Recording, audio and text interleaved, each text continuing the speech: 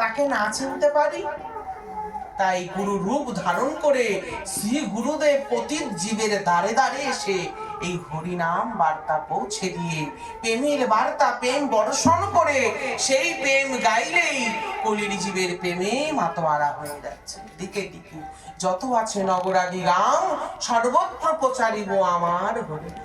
নিত্যানন্দ পতি মোর গৌরচন্দ্র। ধন ঐশ্বর্য যেটা আছে থাক, বিয়ে ধন বোঝে মন কেড়ে নিতে কতক্ষণ।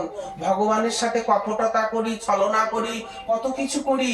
ঠাকুর যার সংসারে আছি, ভগবানের সংসারে আছি, কিন্তু সেই ভগবানকে একটি মুকুলদানা ছাড়া আমাদের আর কিচ্ছু জোটে না। শুধু ঠাকুর ঠাকুর বলি, ঠাকুর তুমি আমাকে দাও, ঠাকুর সুখ দাও, শান্তি দাও, বাড়ি দাও, নাতি দাও, পুতি দাও, খালি দাও আর দাও।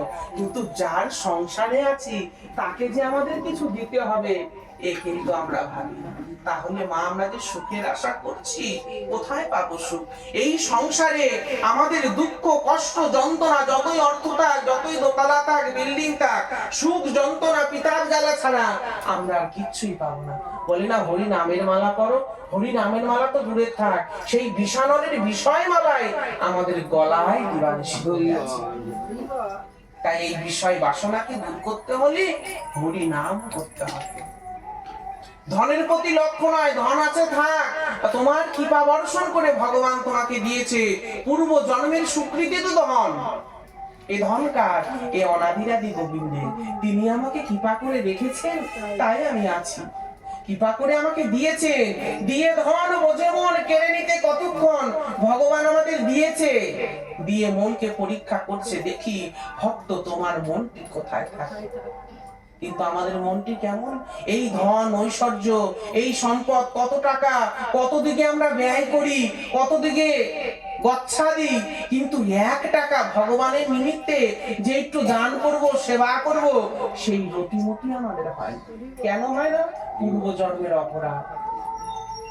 ভগবানের নিমিত্তে দান করলেই তো সেই দান ভগবানের খাতায় থেকে যাবে, সেই দান তো ভগবান আবার ফেরত দিবে। এমন নাম তো অক্ষয়, সে দানের কোনো ক্ষয় নেই। কিন্তু অনাদির জগৎ সংসার, তাদের দান করি, যেখানে অপাত্রে দান করি, ছিদ্র পাত্রে দান করি, ছিদ্র পাত্রে জল দেই, জল দিলে সেই জল পড়ে যায়, থাকে না। তাই নরোত্তম দাস ঠাকুর বলছে, যদি দান করতেই হয় সৎ পাত্রেই দান করো, যেন সেই দানের সার্থকের দ্বারা তুমি ভক্ত সঙ্গ করতে পারো, ভক্ত সেবা করতে পারো, ভক্ত সেবা থেকে যেন তুমি বঞ্চিত হইও না।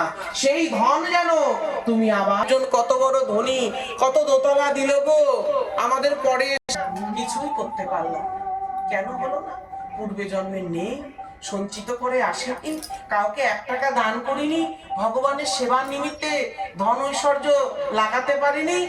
ধন আমাদেরও একদিন ভগবান দিয়েছিল, তাই এ জন্মে এসে পতিত কাঙাল হয়ে জীবের দ্বারে দ্বারে ভিক্ষা ছাড়া আর কিছুই জোটে না। ভিক্ষা করা কিন্তু অত সোজা না। বলে ভিক্ষা করব, ভিক্ষা চাইতে যাব কেন? কখন ভিখারি হয়? কলির জীবে যখন একদিন ধনী ছিলাম, ভিখারি এসেছিল, ভিক্ষা দেয়নি, দানি হয়েও দান করতে পারিনি, তাই ভগবান এবার পাঠালো, দেখো ভিক্ষারি দেয় না। সেই কথার অমৃত যে কত জ্বালা,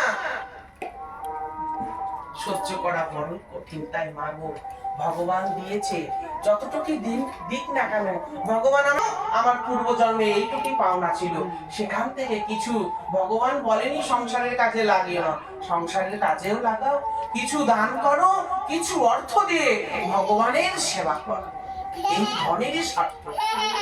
আর ধন আছে, ধন থাকলে কপটতা করলাম, ভগবানের সাথে ছলনা করলাম, ভগবানের সেবার নিমিত্তে একটি মুকুলদানা, ভগবান